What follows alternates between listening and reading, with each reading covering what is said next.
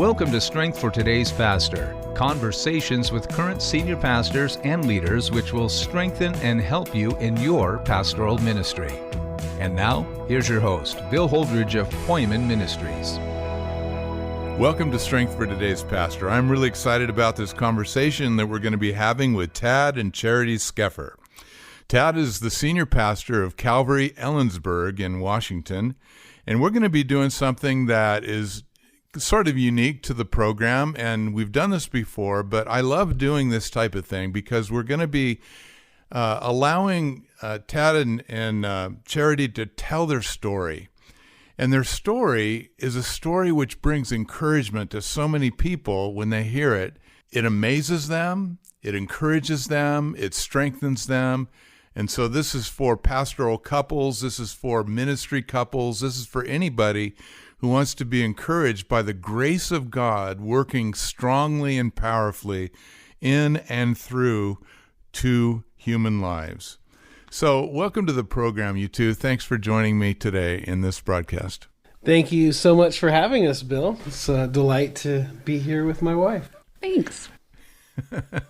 Yeah, it is special, isn't it? Don't get to do this too much, I suppose. Well, you know, the thing that we want to start with is your story. And the thing that has impressed me so much in conversations with Tad especially is that God can reach people from very different backgrounds. And you two had very different backgrounds, very different journeys into Christ and so on. And I'd like you to just tell that story, because here we have someone who was raised in a Reformed background, was a 5-point Calvinist growing up, and now he's the pastor of a Calvary chapel and lived his life in, self-admittedly sinful way. And Charity, you're going to get to tell your story as well, your background in Mormonism. So go ahead, let's hear it. This is going to be good. Okay, well, as you mentioned, I grew up within the church, and so I went to church my whole life, multiple times a week, twice on Sunday, and I also attended a Christian school. It was very rote, the religious experience that I grew up in. Not a lot of relationship with the Lord. There was hoops to go through.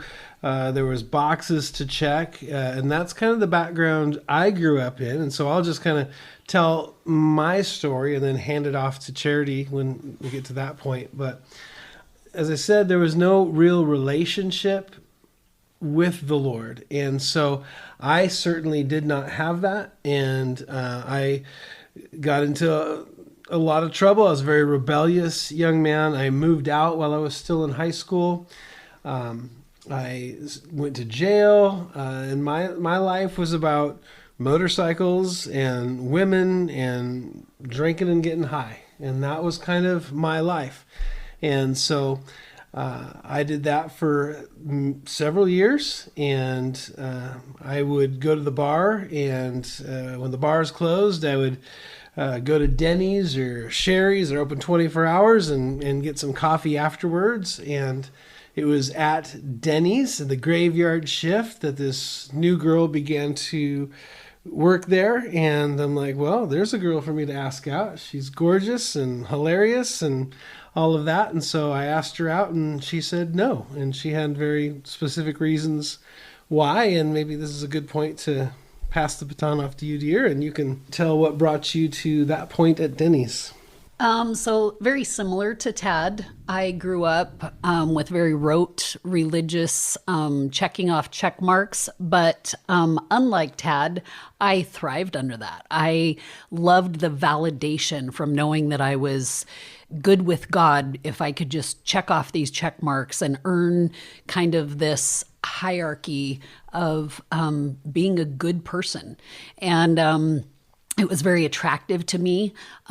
It was something that I really enjoyed. And especially because my family on both sides, my mom and my dad's side, all the way back for generations had been Mormon, all the way back to Parley P. Pratt was my great-great-grandpa. And he was one of the people who helped Joseph Smith kind of get the movement started and translate the Book of Mormon. And so I really enjoyed the comfort of knowing that this wasn't just a religion, this was a whole culture for me, and it was part of my belonging and my family. And so in doing that, I had gone to BYU Junior, which back then was called Ricks College, and I'd graduated from there, and my family lived in Bellingham, so I'd moved back to Bellingham to continue my education to be a teacher, and the college that I was trying to transfer to wouldn't take my Book of Mormon credits. So they said, you're going to have to go to community college and make those up. And just the way my classes fell, I didn't have time to have kind of an 8-hour in the middle of the day job. And so I had remembered that my brother's girlfriend made tons of money as a waitress, and growing up pretty naive as a Mormon girl, I thought, well, I'll go be a waitress. And I found out Denny's is open 24 hours, so I could work the graveyard shift and still go to school in the day. And this Denny's had a bar in the back. And so I was working the graveyard shift in the smoking section that they still had back then.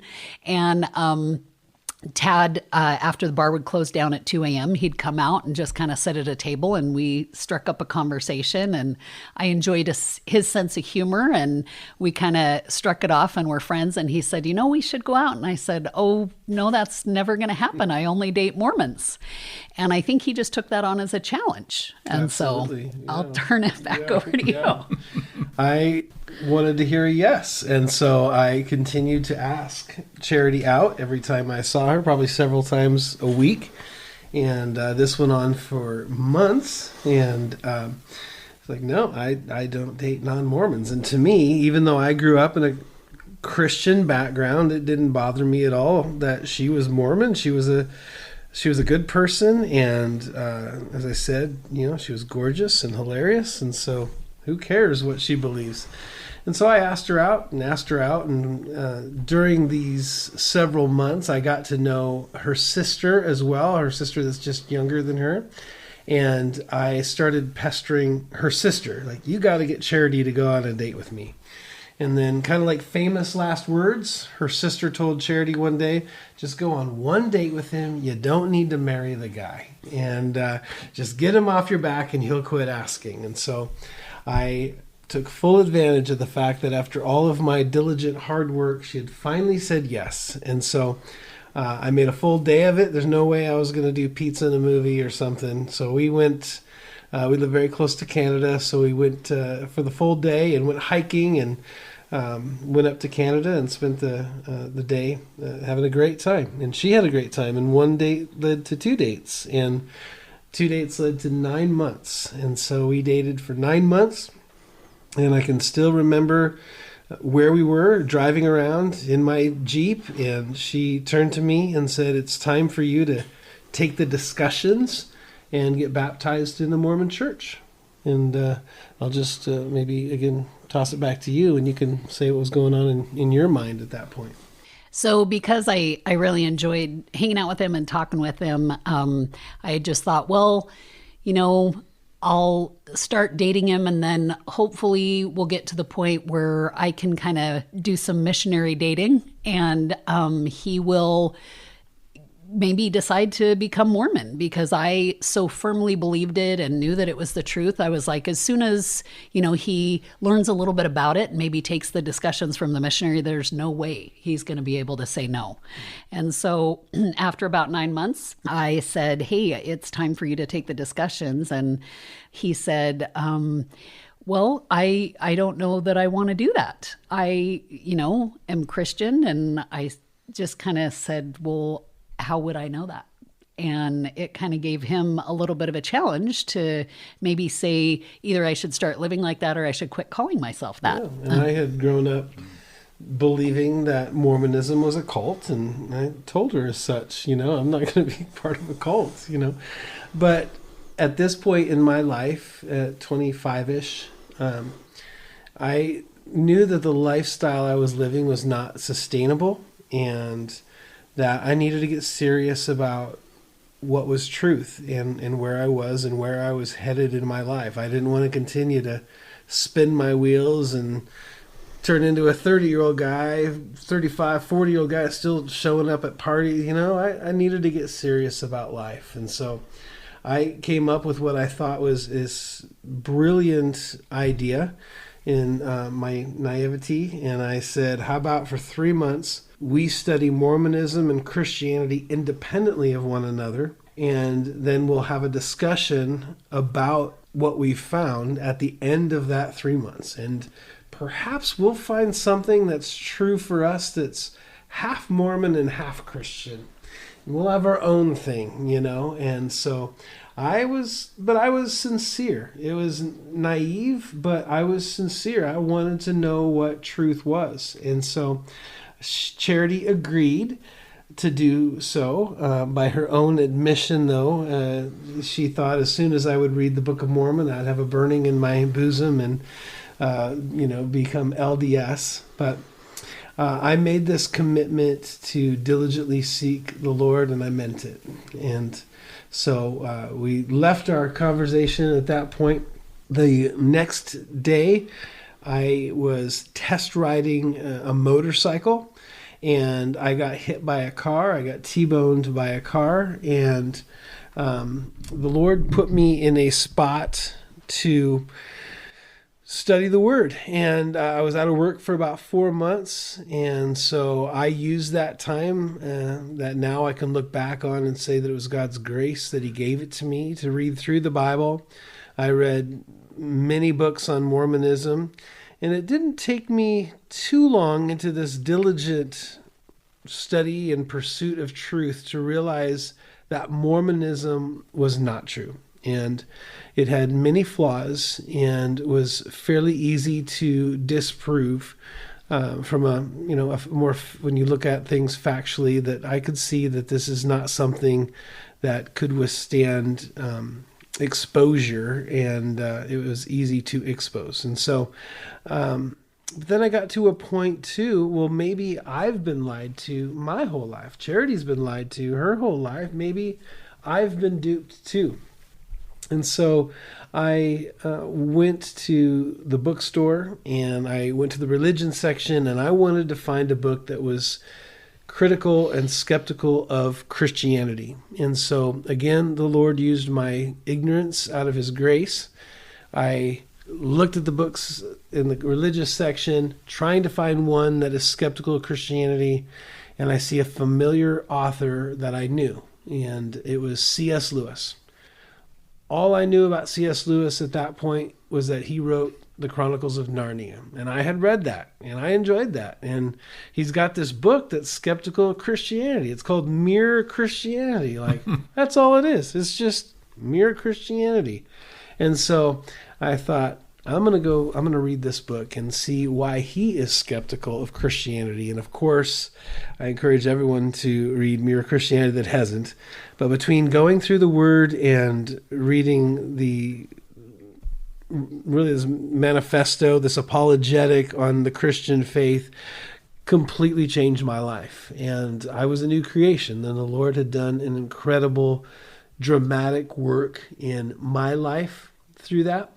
And so at that point, I took it upon myself to save Charity. I have got to save Charity. And so all of the truth that I had received growing up in my life in a Christian school and going to church, it was not wasted. And so I realized I knew the Word a little bit better than I thought. And I just spent my days telling Charity that she was going to hell and that Mormonism is false, and here's why. And at that point, I think she would probably admit I probably knew more about Mormonism than she did, because unfortunately for many Mormons, they don't know their own theology and they don't know their own history. And I had researched both of those. And so I'm pointing out things in her LDS past and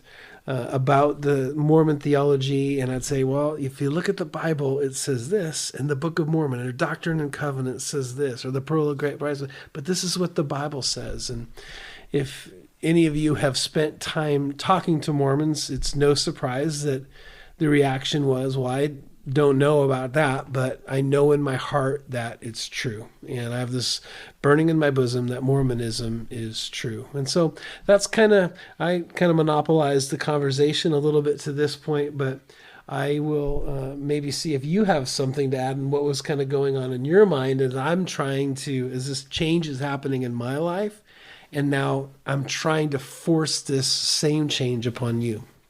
Yeah, so I was obviously a little disenchanted because I was sure once he read the Book of Mormon and researched Mormonism, he was going to become Mormon. And when it kind of went the opposite direction, where he was actually more firmly planted in the Christian faith and more opposed to Mormonism, and especially letting me know that I was going to hell. And it wasn't just when that conversation would come up, he would mention it. It was, I'd get done with work and run over to his house and go to give him a hug. And he's like, I don't even want you to touch me because there's a bigger issue here that you're going to hell and that needs to be addressed. And so, especially for a girl, like all the emotional ties that we had, everything was cut off because he was so focused on trying to get me saved. And it made our relationship not quite as fun. And so, my family had moved up from Utah when I was 8. And in the time that Tad and I were dating, my dad had got a job back down there and they had moved there. And so I had stayed here in the apartment that I was renting. And it was starting to look like this relationship, even though we were crazy about each other, there was no middle point that Tad had been trying to find, that we both were so sure what we believed was what was right, and there was no happy medium. And so we were at least wise enough to realize, even though we were crazy about each other, we couldn't ignore the fact that we were on opposing sides of this religion thing and just get married and have kids be raised with dad believes this and mom believes this. And, you know, if you go to church with mom or dad, they'll say that the other thing is incorrect. And we didn't want to do that. And so it came to the point where I just came to Tad and I said, I don't think that we have a future with where we stand right now religiously. And so I think I'm going to move back to Utah with my family, and we're going to kind of have to just cut this relationship off. And it was very difficult because we were really still crazy about each other, but we're just very logically realizing there was no future in this. And so it was very difficult. And I think because we were so crazy about each other, I remember we met at a donut shop to kind of say goodbye, and he hit his knees and proposed. And I'm like, remember we said we weren't going to do this? And so I had to turn him down for the first time he proposed. But you didn't have to admit that part. Right. But I took off and I moved to Utah, and I was down there and he kept calling me and saying, hey, well, what about this verse? And finally, after a couple months, I just said, you know what? We're just continuing the same type of relationship. We're just doing it over the phone, where you call me and try to convince me and I say, hey, this isn't going to happen. And so I think we just need to cut off even phone ties and be done with this. And that was pretty difficult for both of us, but I'll let him share kind of where he was at there. Yeah. So like Charity was saying, for several months, even by phone, I was trying to convince Charity into the kingdom. And following this couple months of beating her over the head with the Bible, the Lord spoke to me as clearly as I've ever heard him and said, Tad, you're trying to change Charity's heart. And I said, yes, that's exactly what I want to do, Lord. And he said, that has never been a man's job. That is only my job. And so that realization that I couldn't save Charity, and all my convincing, all my great arguments, all my understanding of Christian and Mormon theology was not enough. And so when that moment hit me that it was completely up to the Lord, I hit my knees that night, and I literally spent the evening just weeping and in prayer and begging the Lord to save Charity. And so I prayed all night. The next day, I get a phone call from Charity, and she says, "All right, so I know Mormonism isn't true. What do I do?" And I'm like, I should have tried this prayer thing a long time ago. But obviously the Lord had been doing something in her as well. And so, Charity? So as I, had told Tad, hey, I think we just need to cut off all ties. I remember getting off the phone with him and going, obviously I couldn't help Tad come to Mormonism, but maybe all of those questions he asked, even though I don't need to know the answer because I feel that burning in my bosom, what if I figured them out so that the next person who came along, I could really answer those questions for? And so I started on this search to try to find answers to a lot of the questions of the things he said were historically in Mormonism that I didn't know about. And I said, I'm sure those aren't true.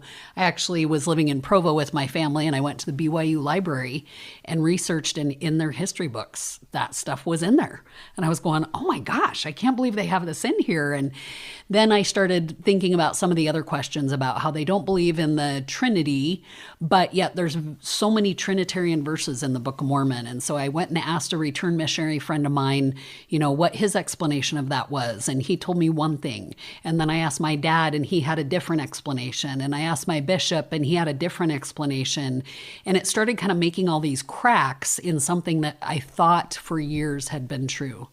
And so I just thought, well, I'm not saying it's false. I'm just saying I need to keep researching and filling those cracks so that I can stand on this as truth. And as I kept asking different questions, my family finally came to me and said, Charity, you've got to quit asking questions. You've got to quit researching this because it's allowing the devil in to be able to cause doubt. And that really didn't sit right with me because I'm like, if you believe in something that's truthful, don't you want to know that you know that you know it can stand up against anything? And trying to just say, hey, I don't want to know really was unsettling for me. And especially because Tad had always said I was brainwashed. And I was so insulted when he said that because I thought, that is so rude for you to think I'd be that stupid just to walk into something and be brainwashed. But then once they said, don't try to research, don't try to find truth in this, it really felt like, then that is what you want me to do. You want me to walk into this blindly and not question anything. And I thought, that is literally the definition of brainwashing. And so I started going, I just keep finding more cracks the more I research. And that's when I finally called Tad. And the Lord had obviously, before Tad had hit his knees, the Lord knew he was going to hit his knees and had already been working those things out in my life. And so I called him, and I was so perplexed because I thought, I'm 24 years old. I've been duped for 24 years. And now I don't know what to believe. I don't know if I can trust anything anymore. And so I called him and I just said, listen, there's too many cracks in Mormonism. I can't stand out on it as truth anymore, but I don't know what I do believe. And I don't want to just jump into whatever religion you're a part of and get duped by somebody else who I think loves me. And so they're going to give me truth. And so it was really this kind of hard spot where I just was so protective of my heart and my mind, not wanting to get deceived again. And so I just said, how do I find truth? I can't go ask the people I love, because the people I love were the very ones who brought me to this situation for the last 24 years. And so I thought, okay, before Joseph Smith, what was there? What was the truth? And I just thought, I'm going to go back to the Bible. And that's kind of what started my love for God's word. Just saying, okay, it's the foundation that I'm going to build everything off of, because it's not based on any man. It's not based on anything but the strict word of God. And so it was funny because even in Mormonism, some of the verses in the Bible have been kind of misconstrued. And so I couldn't even really trust what I believed about verses in the Bible. So I remember it'd be like 2:00 in the morning and I'd call Tad. I'm like, listen, I just want a straight answer. I don't want your opinion. Does this verse mean this? And he was so sweet. He'd kind of give me this context of, yes, because here's where that time was at, and here's what the Lord was trying to say. And I'm like, okay, click. And he was so patient with me over the next 9 months or so to just kind of help me understand God's heart as the word portrayed it. And till I came to the point where I was like, okay, I think I just want straight Bible teaching. And we weren't at a Calvary Chapel yet. We were at his denominational church, but I made my profession of faith and got the sprinkling on the head at the time. And I think that was God's graciousness. Because if I would have gone from Mormonism, very rule-based, always dresses, hymns, very reverent, and gone straight to a Calvary Chapel, I probably would have cried blasphemy. But the Lord in his graciousness brought me to Tad's family's denominational church that was very, you wear dresses, you sing hymns with an organ, and it was kind of this gradual way of God going, okay, I'm going to give you something that still feels familiar, but it's not works-based. And so I'll let you kind of take it from there. Yeah, so she moved back from Utah and moved in with my sister since none of her family was there any longer. And some of those, to a point, those bridges had been burned. And we began to date again and got engaged and got married just about 25 years ago. So, yeah, that's kind of our story, Bill, and we're going to stick to it. I love so many aspects of it. One is that you both were utterly committed to the path that you believe was the right path, even though you weren't quite sure where that was going to take you. And it reminded me of what Jesus said in John 17, in verse 17. He said, if anyone wills to do God's will, he will know whether the teaching is from God or whether I'm speaking on my own authority. So you had boundaries around what you weren't going to do. You had direction about what you were going to do, and the Lord Jesus directed you into the truth, and you both ended up there the same way, through the Word of God. You just began to read the Word of God objectively. Let the Word of God say what it says, mean what it means, and do what it does. Amen. Well said. Yeah. What a great story. Yeah, it is. Well, we're going to continue this in another episode. You've told your story. But before we end the podcast officially and then go into episode following this, what do you have to say to people that are listening to this, just directly speaking to them? You've told your story from a first-person point of view. Now go into second person and address people that are listening to this podcast. I think one of the encouraging things about our story is that it's all the Lord, and it's completely by His grace. And He took two people from such opposite ends of the spectrum, not just theologically, but lifestyle. And He found us. He found us and sought us and bought us right where we were. And that's, I think, an encouragement to anyone who maybe has someone in their life right now that is off the rails and is off track, that to entrust them to the Lord, commit them to prayer, and wait and see what He would do. I would agree. I think because I have Mormonism in my past, one of the first questions I get from people when they find out about that is, oh, I have a coworker, I have a friend, and what's the one thing that I could say to them that would convince them Mormonism is wrong? And I get to share our story, and I say, Tad tried everything. He tried every angle. He researched. He put in the time to try to figure out the one thing that he could tell me that would convince me into the kingdom. And it wasn't until he hit his knees and said, God, I can't do this. And God said, now you get it. Now you get it. And he hit his knees praying. So I tell them the one thing is you hit your knees praying. That's great. And that reminds me of another passage in John 16. But when He, the Spirit of truth, has come, He will convict the world of sin and of righteousness and of judgment. And He's the one that does it. And so these are great lessons, and great examples of of how it ought to be. And the Lord has brought you into a fruitful life and fruitful ministry for children. And that's a spoiler alert for the next time we get together. Thanks for joining me in this. This has been fun to listen to your story. Thank you. It's been a pleasure. It's great. So you've been listening to Strength for Today's Pastor. This is Bill Holdridge, and this is part one of what will be a two-part podcast. And they're going to tell the rest of their story in the next episode about their calling into ministry and how the Lord led them to plant a church and what's been going on since then. Words of encouragement to pastors, to wives of pastors, to pastoral couples, and those that have adopted children, and a whole, smorgasbord of things that are going to come up as a result. So thanks for listening.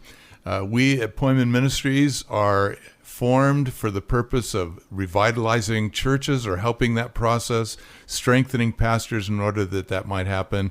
Please reach out to us if there's anything that we might be able to do for you, and to get ideas about some of those areas that we've been serving pastors to strengthen churches. Check out our website, and you'll see some of the ways the Lord has been using our team over the years. God bless you, and thanks for joining us again on Strength for Today's Pastor. Strength for Today's Pastor is sponsored by Poyman Ministries.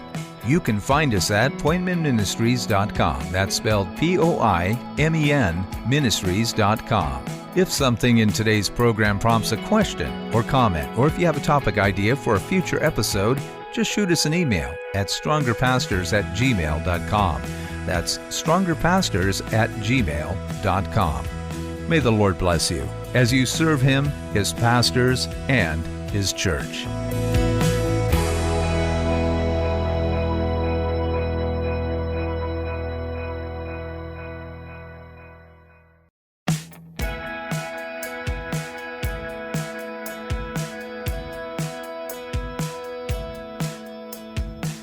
Welcome to Strength for Today's Pastor, conversations with current senior pastors and leaders which will strengthen and help you in your pastoral ministry. And now, here's your host, Bill Holdridge of Poyman Ministries. Welcome to Strength for Today's Pastor. Again, I am with Tad and Charity Skeffer, and they told their story of how the Lord brought them into Christ and brought them to one another, and how they became one through marriage. And it was a fascinating story that you can listen to by going back to the previous episode here on Strength for Today's Pastor. And then Tad previously had done a podcast on the subject of coming out of Calvinism, which is a fascinating story, but also with some very important understandings from the Scripture about Reformed theology, but also its biblical response. So that was excellent too. So either one of those are great to refer to in going back into this catalog of the Skeffer Chronicles.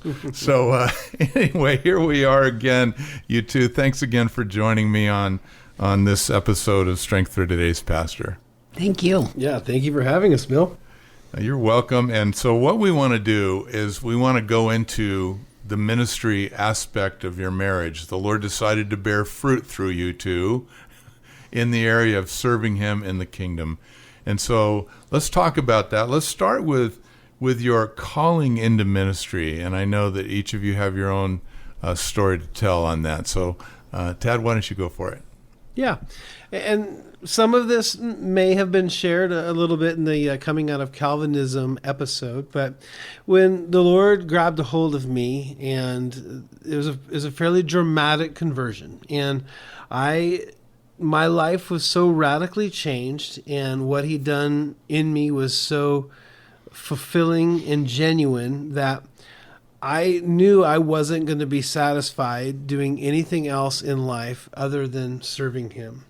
I had to serve the Lord, and I didn't really even know or care what that looked like, but I had to give my life back to the Lord. And so having grown up in this Reformed church, I went back to what I knew and started attending again with my family and where I'd grown up. And there was a ordination process that I was a part of that was more of a mentoring program, and it was checking the boxes in the sense that it was getting me to a title, and but it wasn't fulfilling really what I felt that ministry was going to and should be. And so I would call it a coincidence, but the Lord had us unintentionally really show up and visit a Calvary chapel. And it was there at the Calvary that I,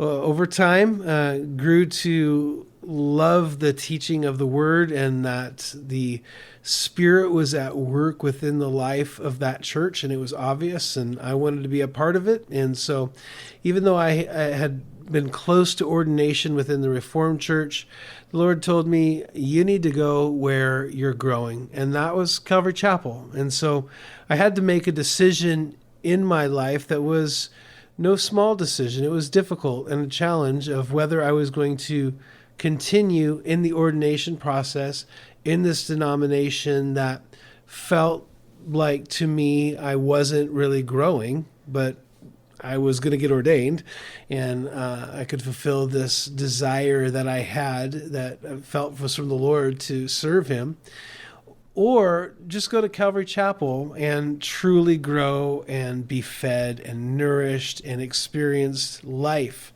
And that was an easy decision to make when the Lord had said I needed to go where I was growing. And so I had to set down my ordination, and we started attending Calvary Chapel. And about 6 months into it, we had turned out that we took over the nursery, and that isn't exactly what I had in mind when it was serving the Lord in whatever capacity, but it was whatever capacity. And so we did it with all of our heart, and we loved it. We loved those kids, and served the Lord well in the nursery. And that turned into, do you want to run the children's ministry? And we agreed to that. And the next thing you know, I'm fast forwarding a little bit, but I got asked to be on staff, and I was not given a title. I was more of an intern, and I was totally content with what I was doing. And I was leading some junior high, and we were running children's ministry and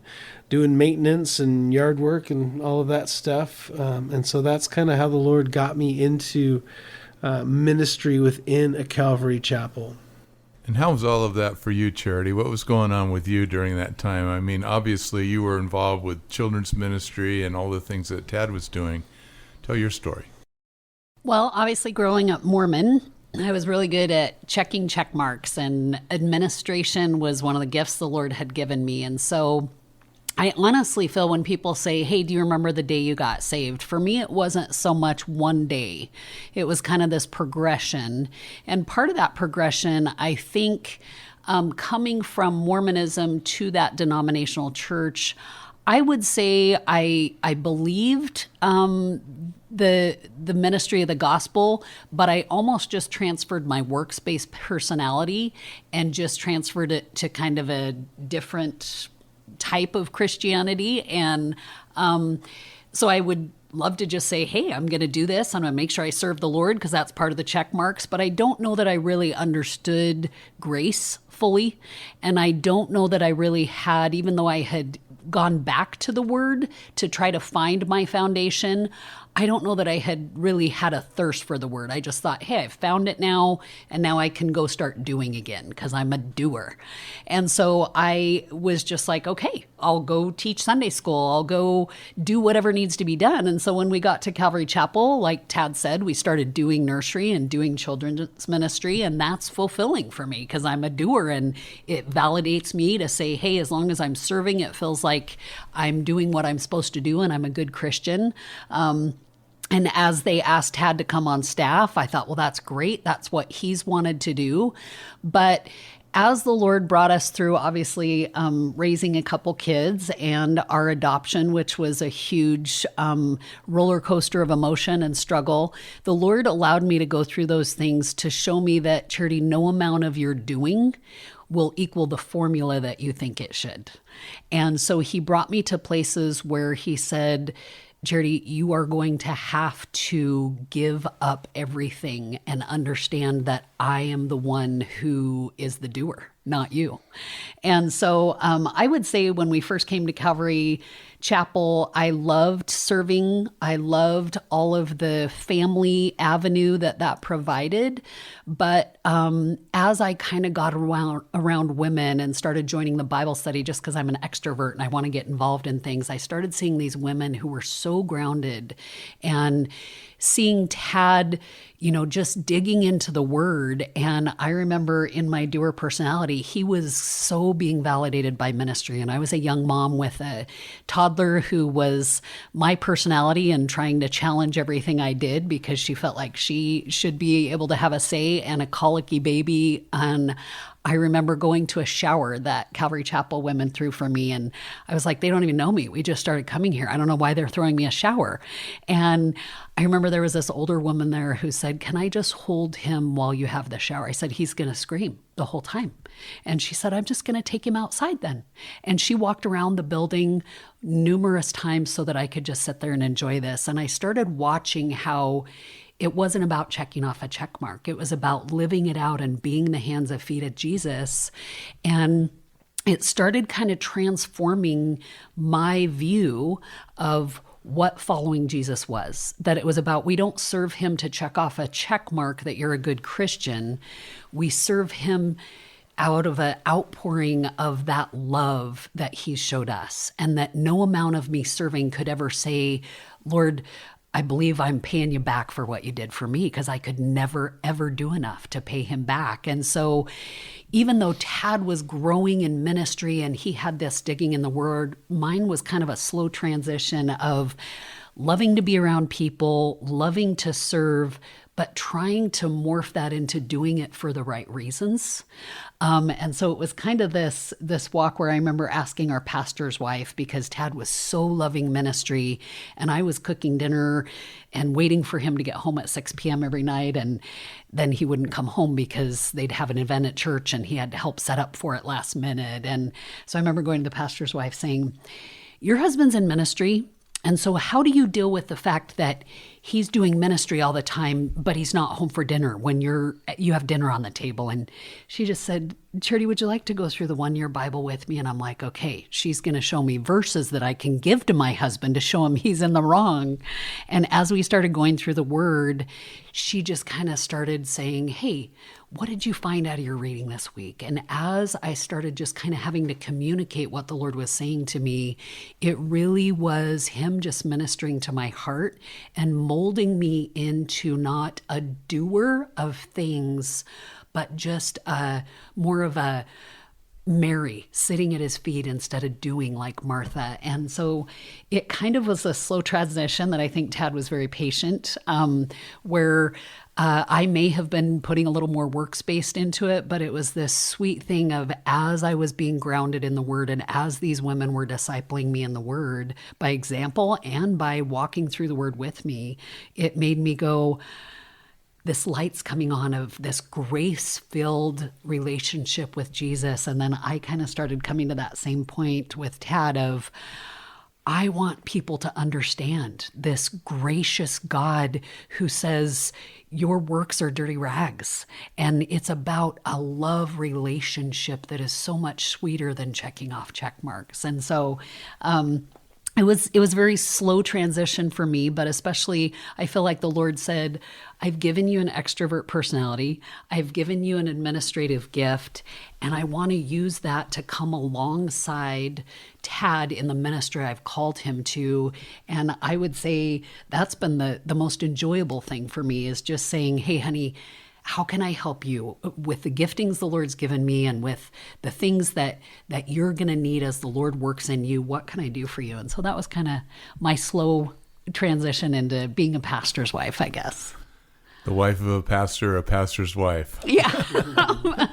I beseech you, therefore, brethren, by the mercies of God, that you present your bodies a living sacrifice, holy and acceptable unto God, which is your reasonable service.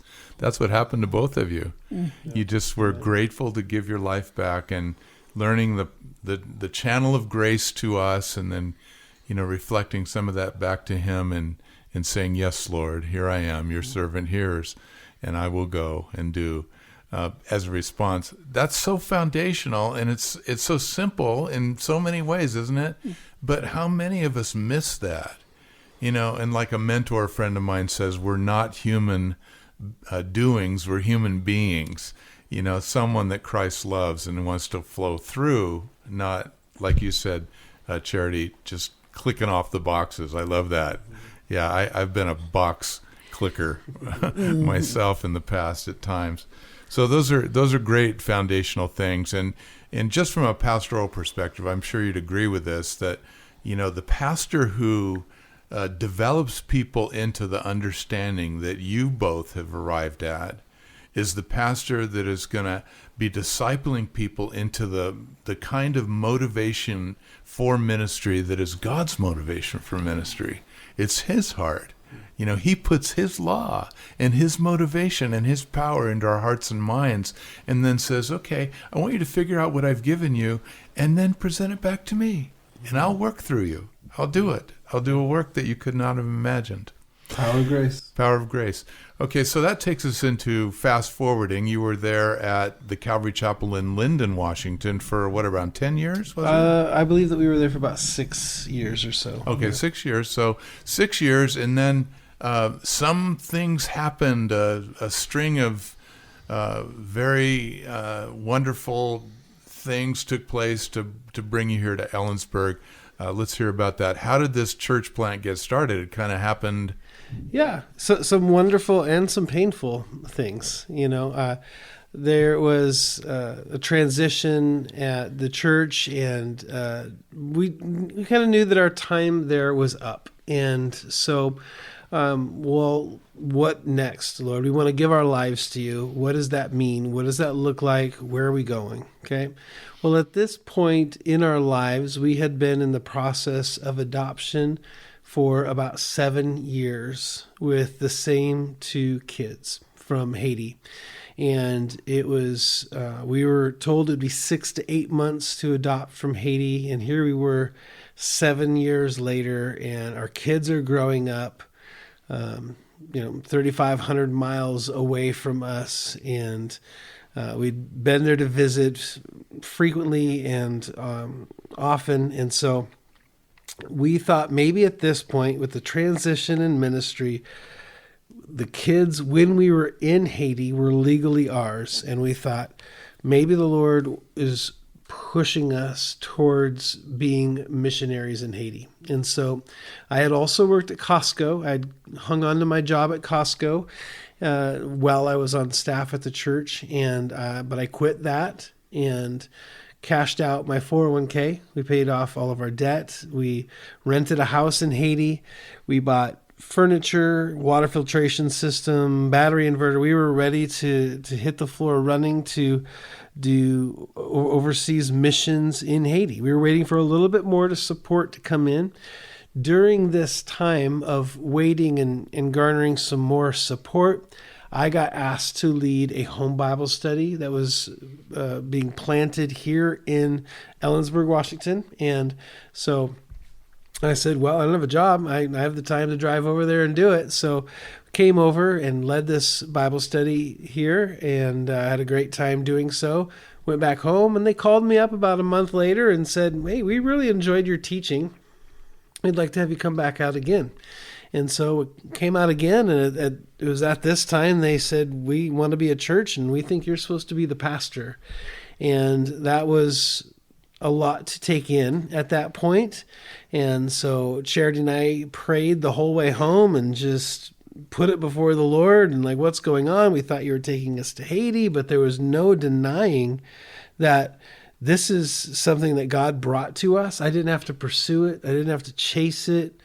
And this is what he had for us. And almost inexplicably, we couldn't, wrap our minds around it completely, because what about our kids in Haiti, And so, but we were obedient and called those who were going to sponsor us as missionaries and said, the Lord has redirected our steps to Central Washington instead. And I think all of that was in the Lord's wisdom. I don't know that I would have quit a job to moved to Ellensburg, Washington. It's not as glamorous as being a foreign missionary, but we came out here instead and planted the church in June of '09. And to finish kind of the aspect with our children, the earthquake in Haiti happened in January of 10. And with all the cholera and disease that was spreading following the earthquake, all kids that were in process of adoption they came home on refuge visas. And so the kids were able to come home just a little over 6 months later anyway. And so our family was complete, and the Lord planted us here in Ellensburg. That is impressive. And as you were talking about that adoption thing, I didn't realize there was a 7-year. It took 10 years for the whole thing to transpire. They came home after about 9.5. Yeah. And then the adoption was completed about 10 years. Yeah. So you're here in the States. They're still in Haiti. They are legally your children. And your heart is longing to have your children that are legally yours be part of your family. Boy, I'm just thinking of the Father who has predestined us unto the adoption of sons by Jesus Christ to himself, and the longing of the heart of the Father and the longing of the heart of the Son, to finally have us reunited with him or united with him in the family that he's designed us to be part of. Mm-hmm. Wow, that's a rich picture in my mind. Yeah, it's a rich picture, and it was painful to go through for a long time. We had 2 bio kids as well, and every time we'd sit at a meal and pray before our meal, it would be and help Isaiah and Nancy to come home. And it got to the point for them, and certainly for our 2 adopted children as well, like, I don't think this is ever going to happen. In fact, after the earthquake happened and we flew to Miami, and the kids, we met them there, and we had to make sure all our paperwork was in order before we went home with our kids. And when that time was right there, Charity said to my oldest, who was 11 at the time, and said, "Isaiah, you're coming home." And he looked up at her and said, "It's not true, Mama. It's not true." But it was. It was true.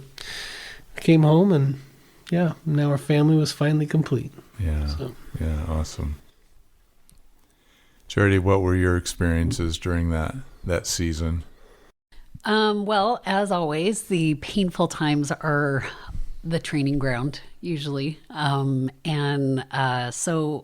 10 years, I remember having so many conversations with the Lord of, I don't understand why it wouldn't be your will for those kids to be home. It doesn't make sense to me. And I remember a specific instance where I called the house mom that was over our son's home, because the girls and boys were in a different home.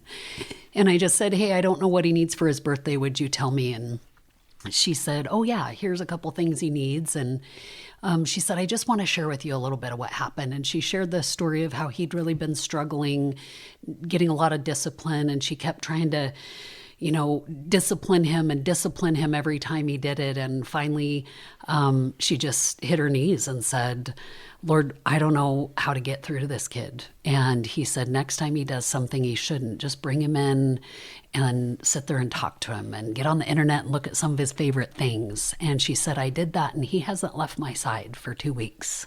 And he's been the best behaved kid here. And even though I know her heart was to try to help me as a mom just see a day in his life, it broke my heart because I felt like she was doing my job. And I remember I got off the phone with her and I screamed and I yelled at the Lord and said, that is my job and you won't let me do it. And I remember after I kind of threw a fit, as this is usually how it works with me in the Lord's relationship, he says, okay, are you ready to open the word and hear from me? And so I opened the word, and the Lord just gave me verses that showed me how he is a better parent than I am. And for the last 7 years, I had prayed for him to somehow send someone to love on my kids like I would love on them, because I don't know where they're at during the day, but he does. And he said, Charity, I did that, and now you're mad at me. And it was just kind of this thing where he just said, I get that this is your heart, but you need to understand my heart for you and my heart for your kids. And like you said, adoption is that beautiful picture of God's heart. And so the adoption was the very thing that I think trained us a lot for ministry of, God's ways aren't our ways, but he is a good, good father. And he knows where everyone that you are ministering to and loving on, including your own family, is, what they're going through.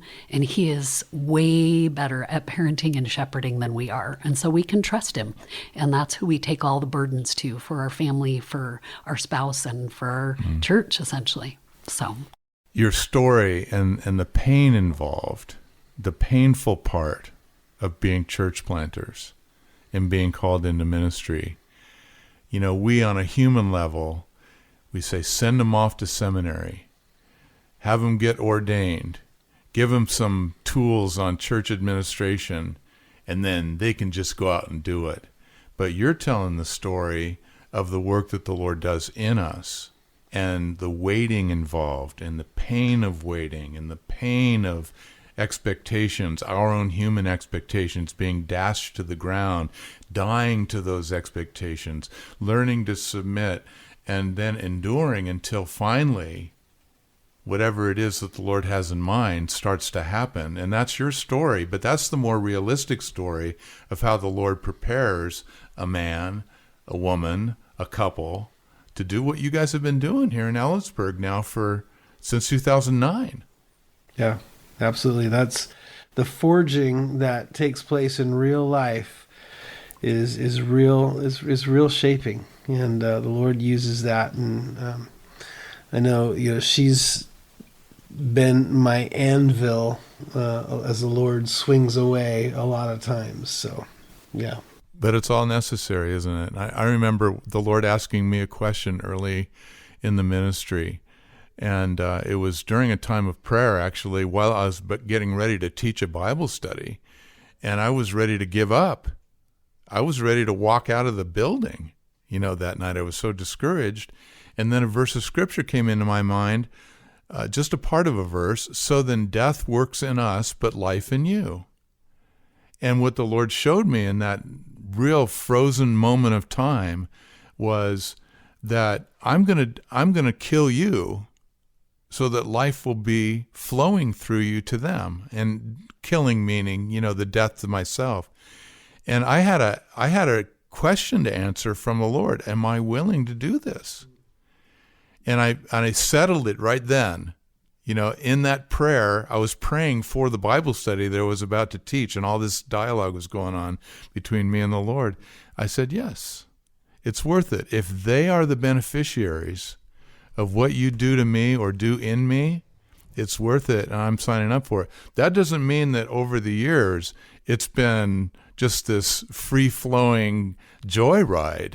I mean, there's a lot of pain, but it's worth it. It's ultimately, and Paul the Apostle put it this way, I consider that the sufferings of this present time are not worthy to be compared with the glories which will be revealed in us. Thanks for sharing that. I mean, that's really great. So now you're in Ellensburg. You planted the church officially, I guess, in June of 2009, and it's been going now for a while, a number of years, and it's been quite a thing. Ellensburg isn't a huge place. It's you told me 10,000 people basically, and then when the student body comes in, it swells to 20,000 from the local college, and yet your church has continued to be growing over the years and getting larger to where you outgrow this facility and need to get, and you're in that place now. Talk about the process and what's been going on and what's on your heart for the church. Yeah.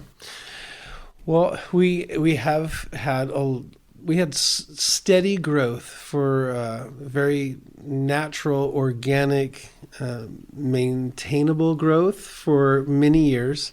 And over the last 3 years, we have had exponential growth. And the Lord already was doing work in me, and I had already had a connection actually with with Poyman. I'll make a plug for Poyman here, and had Pastor Terry McNabb come out and help with just kind of getting my head around some of the administration and leadership tasks of that. But the church is growing and doing well. Like you said, we're looking for a structure, and in a smaller rural community, there just isn't a lot of buildings that fit our need. And so it's been a challenge, it's been a difficulty. I'm holding out that the Lord already knows the end from the beginning, and He's blessed us with the grace of having the joy of discovering where He's already been. And so I'm looking forward to that. It's going to be amazing. I don't know what it is yet, but it's going to be amazing. And when it comes to the ministry that we're a part of, one thing that I'm passionate about right now is we have a fairly young church. There's church planners in our church, and I don't necessarily know who they all are yet, but we're going to discover who those are.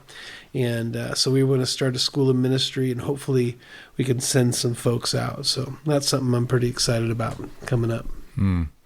So I want you to unpack that a little bit, Tad, that phrase, the joy of the discovery. Say that phrase again. Well, the Lord knows the end from the beginning. He's already before us. He's already got a spot for us. And this is in all aspects of life, because he is the Alpha and the Omega. But as I am in the dark on what the future holds, this is what it means to walk by faith, right? To walk by fear is to not know the future and to have some doubt. But that's not who we are as believers. We don't know the future. And so we're in the dark about what that is, but our God is not, and He's light. And so He already knows what that is going to be. And so there is definitely a joy of going to what He's already marked out for us. And like you said, having been through some real pain and trials and difficulties in our life, we know that He's always faithful, and He's going to take care of us. And so I like to say that the Christian life is very much like a roller coaster. It's got its ups and downs, and it's it takes you around 360s, and but if you stay on the track, and if you trust, the track, and He's going to get you where He wants us to go, and it's a good place to be. But you use the word joy in the middle of that sentence. So you've found and discovered joy in the midst of uncertainty and the unknown, but you know that the Lord knows the future, and that He's got it. Joy is not dependent on circumstances and what's happening. And so as this is unfolding before us, He's got a perfect will for us that is going to be discovered for me at X number of days. And so since I know that's going to happen, I can have joy until I reach that point. Yeah, I'm thinking of Hebrews 11, where Abraham went out not knowing where he was going, and he was waiting for the promise along with his heirs. And it's because he waited for the city which has foundations, whose builder and maker is God. And then I'm thinking of Joseph, who had the promise that his mother, father, and siblings were going to be bowing before him, and their sheaves were going to bow down to his sheaf, and that type of thing, in those two separate dreams. But here he is in prison. But Psalm 105 says that until the word of the Lord to Joseph came to pass, that same word tested him. So you find word in the middle, you find joy in the middle of these things, because you know that the Lord is in it still. He's in it, even though we can't see it yet. Yeah, it hasn't materialized yet, And you've experienced that, right? That's good. Yeah, absolutely. Yeah. Charity? Absolutely. I think that is, with anything, whether you're in ministry or not in ministry, in parenting, in whatever you do, is just saying, if the Lord is in it, then I can trust what's coming ahead, even though I don't know what that might be. And I always say it's like throwing all the cards up and getting excited because you're letting them land where the Lord wants them to land. And so even though it's kind of scary, it's also exciting at the same time, because the Lord's in it. And so your joy comes from that, not the circumstances of knowing what's coming. That's hope. I mean, hope as I have understood it, is the confident expectation of a future divinely ordained good. I'm already enjoying it, even though it hasn't come. That's what you're describing here. Yeah, absolutely. Yeah. So I've only been around your church body, that one Wednesday night, and it was a joy to be there. And I know a little bit about what you've told me concerning the numbers, but in a small facility, which isn't going to be what you have eventually, but a small facility, look what the Lord has done through small things. A small facility, great things he has done. Yeah. And, that missions team that came back from Mexico, the Israel trip people that came back, and they had a testimony, and the joy that was in the room when those things were being shared. So the Lord's doing good things. Mm-hmm. Yeah, absolutely. Yeah. Love it. Yeah, that's great. So what do you have to share as a word of encouragement to our listeners? I mean, this has been greatly encouraging. I mean, I'm glad that you shared the pain part of it, frankly, because, not because I'm happy that you had pain, obviously, but that's the realistic part of the process, and it's necessary. It really is. I guess I'll say this, when I do premarital counseling, one of the things that I address right off the bat is that your greatest enemy is expectations. And so a woman, expects a marriage to be one way, and a husband expects, and it's never those things. And that could be a way to summarize pastoring as well. Expectations are your enemies. And so I remember actually, now that I'm just talking about it, sitting down at a pastor's conference years and years ago. We just planted a year or 2 years ago, and Lloyd Pulley sat next to me. I didn't even know who he was, but he asked me what my expectations were, and I said, I don't have any expectations. I just want to be obedient to what God has, and he can do whatever he wants to do. And that's maybe the counsel, the reminder, because we probably all know it, but like Peter said, I'll be faithful to remind you of these things that you know. That's the reminder that I would give, is to be careful with expectations and be in the moment and trust God right there, even if that is a very painful moment. Great word. Charity? Yeah, I think just to build upon that, having those expectations that are your own expectations, because I think a lot of people over the years, as the church is either visibly healthy or it's growing, then people come up and they say, hey, well, something you guys are doing is working. And I just say, you know what? The reality of this is we just get to be so blessed to sit back and watch what God does. And really, we're just along for the ride. And so our expectation is God's going to do amazing things, and we get to be along for the ride. And that is a sweet thing that he doesn't have to give us. He does it because he loves us and he's gracious to us. And one of the biggest things that has been hard for me is because I'm such an extrovert, I want to know everybody. And with the size of our church now, I can't. It's impossible. And I remember a couple years ago having a conversation with the Lord saying, God, this is too big. It's unmanageable. Instead of finding the one family that's new this week, it's 20 families. And we can't possibly have all these people over for dinner like I'd like to. And he just said, Charity, I don't need you. I don't need to use you. I can use whoever I want. And so this isn't about you. This is about what I'm doing. And if I want to put it on someone's heart to have somebody over for dinner, I can do that. You don't have to be that person. I just want you to live in what I ask you to do today, filled with my spirit. And I just want you to be okay with whatever that is. And so that's been a huge encouragement to me, that's my expectation. God's going to do something amazing. And if he's gracious enough, he'll allow me to be a part of it. So. Yeah, you both are saying basically the same thing, but in different ways. Live in the moment without expectations. Have expectations, but embrace what God is doing right now in your life. I think that's kind of a summary. I probably botched that a little bit, but anyway, close enough, I guess. Okay, so before we go, and those words of encouragement are so appreciated from you both. Before we go, I just want to dive into this just for a little bit because, Charity, you have a very unorthodox vocation outside of the church. And I'll let you describe it. And then, Tad, you have some insights into that in terms of ministry that I'm sure Charity shares with you, but I'd like you to say that too. So go ahead.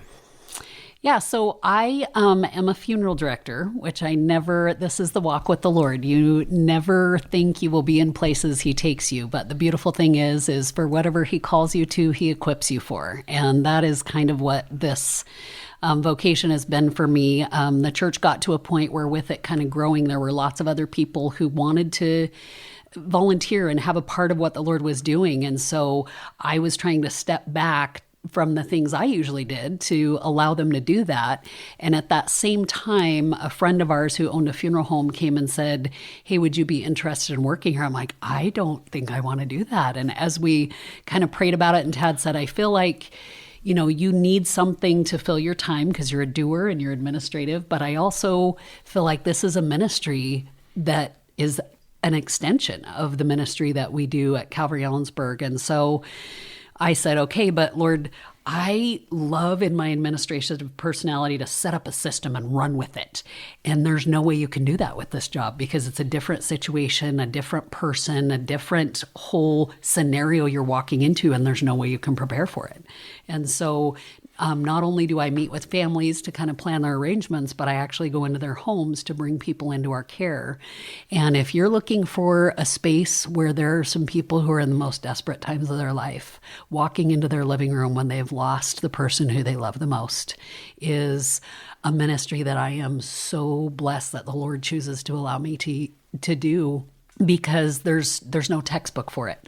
Everybody reacts differently. Everybody has different relationships. Every situation is different. It's not all, 90-year-old grandpas who have just kind of slid over into heaven. And so there have been some times where literally in that vehicle going to the scene, I have had to be so desperate for the Lord. And then again, on the way back, having to deal with the situations that I find and trying not to carry that burden on my own. And, just a quick situation, walking into a home where a dad had died of pancreatic cancer and his 13-year-old daughter sitting there. And she's, sharing her heart a little bit with me about how she wants me to make sure I save all of the things that belong to her dad so she can have them. And then a week later, I get a call to the same address. And I think it's some sort of technical error. But as I get to that home, I find it was her mom who had died of a drug overdose a week later. And this 13-year-old girl is the one who found her. And I walk into that scene having been there a week before, and my heart just broke. And it's so hard not to just sit there and cry for the situation that this is. And knowing from being there a week earlier that this family is Buddhist, and that the only thing that could get this 13-year-old girl through this is Jesus, and she doesn't have him. And so it was a Saturday night, and that Sunday morning I went to church, and usually I can kind of drive home from the funeral home and just release all this to the Lord, because I know one of the things he's told me in ministry is these burdens on your heart are not meant for you to keep. They're meant to give them to the person who says, "My yoke is easy and my burden is light." And so I kind of used that on my drive home to just release them to him. And for some reason, Sunday morning, it was still sitting there. And I just said, "Lord, why are you still allowing this to sit on my heart?" And so I went to the prayer corner for prayer. And I just said, "I can't give a lot of details, but there's a 13-year-old girl who really needs some prayer." And it was so sweet because in a small town like Ellensburg, the officer who was on scene went to our church. And then right after that service where I had asked for prayer for this 13-year-old girl, a gentleman who goes to our church came up who's the chaplain. And he told me the story of how he was there before I was, and he left before I got there. And he got to tell that little girl about how God is so present and he will meet you in the times you don't know what to do. And he asked if he could pray with her. And she said yes. And the Lord just knew my heart needed to hear that. And then on Monday morning, that the coroner she was going to go visit to try to collect the things was a guy who goes to our church. And so I just feel like the Lord uses his people in whatever avenue he can to just say, "Will will you be my hands and feet? Kind of like we were talking about earlier. Will you be willing to just go and say, you don't know what's going to happen, but your expectation is that I'm going to show up. And he does every day. And there are so many times where I just say, Lord, I don't know why you put me here, but you promised you to equip me for the things that my heart shouldn't be able to handle. And he's so faithful. And that's how I know I'm still supposed to be there. I say the first day that you don't equip me, I know I'm supposed to be gone. But it has been a beautiful extension of the Lord just using those things he's taught me in ministry, of that it just has to be a filling of his Spirit. It can't be anything of me, and extending it out in the community in a different way. So. Beautifully said. Beautifully said. Yeah, I would just add that I had shared with you, Bill, that I don't know what it might be, the context might be in pastors' unique situations and communities, but I know that funeral homes are often, now that I have this inside track and go and help charity and do things that I never thought I would either, that funeral homes are often looking for people to help with the removal from where someone dies. And that would be a great opportunity, almost like a on-call chaplaincy to a degree, and a great way to plug in to find and minister to people who are genuinely hurting, many of whom might never step foot in your church. And this is just an opportunity that for maybe a few hours a month, you could have that as be an option. I know a pastor who, when he went into a community to plant a church, the first thing he decided to do was go to all the funeral homes in that community and say, listen, I know it's hard for you to find pastors that'll come and do services and so on. I just want to make myself completely available to you anytime. And so that's what he did. And he was doing, in that area of ministry. And like you said, that's where the hurting people are. Yeah. And that's where Jesus goes. Amen. He goes where the hurting people go. Well, thanks for joining me in this episode of Strength for Today's Pastor. You guys, you're a blessing, and the Lord is using your lives to bless a community and a county and a state, and in some ways the nation, and internationally, I'm sure, as well. He's got great things in mind, and he's doing them. Amen. Thank you so much, Bill. Yeah, you're welcome. So Strength for Today's Pastor is hosted by Poyman Ministries. You can find out about Poyman Ministries by going to our website, and the announcer will give you that information at the close of this podcast. But thank you for listening, and may the Lord bless you richly. Strength for Today's Pastor is sponsored by Poyman Ministries. You can find us at poymanministries.com. That's spelled Poimen ministries.com. If something in today's program prompts a question or comment, or if you have a topic idea for a future episode, just shoot us an email at strongerpastors@gmail.com. That's strongerpastors@gmail.com. May the Lord bless you as you serve Him, His pastors, and His church.